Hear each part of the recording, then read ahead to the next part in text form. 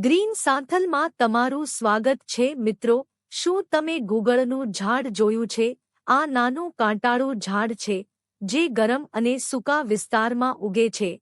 આ ઝાડમાંથી નીકળે છે ગુગળ, એક કિંમતી ઔષધીય રાળ. આયુર્વેદમાં તેનો હજારો વર્ષથી ઉપયોગ થાય છે. સાંધાના દુખાવા અને સોજામાં ગુગળ ખૂબ ઉપયોગી છે.